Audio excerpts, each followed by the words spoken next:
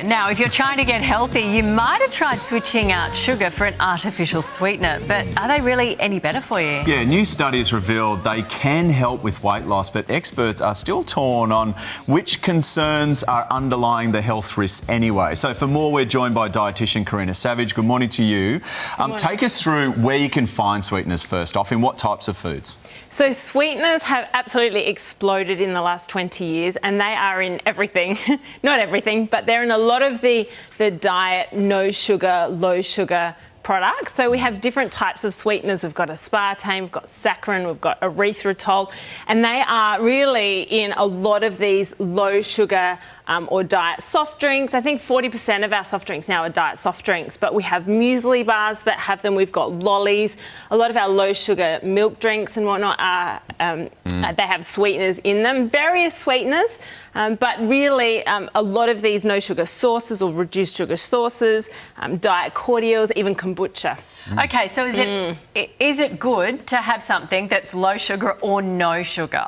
So the research is telling us that it's not going to help with weight loss. So the WHO, the World Health Organization, came out late last year with a big analysis of all the studies to say that it doesn't help with weight loss. Wow.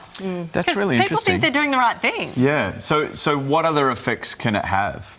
So with artificial sweeteners and nutritive sweeteners, I don't think we really know the full extent of the negative health impacts they can have, and there's definitely studies linking them to increased risk of heart attack, stroke, type 2 diabetes, and also they change our gut microbes and they can cause a lot of gut issues. So I think we need to be really careful and mindful about how much of these we consume.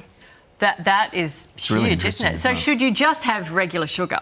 Look, I'm all for having a bit of the good stuff, so a bit of the natural sugars. So whether it is a bit of, regular sugar, obviously keep it to a minimum, but I'm all about sweetening things naturally. So with honey, maple syrup, we've got, these bliss balls and muesli bars are made with dates as the sweetener. So using dried fruits as the sweetener rather than using an artificial sweetener. So I'm all about going for a bit of the good stuff, but keeping it natural rather than fake. Okay. It's still the idea too, when I look at all these packets, right, it says zero sugar, no sugar. It used to be zero fat, no fat. Yes. What's the link between sugar and fat?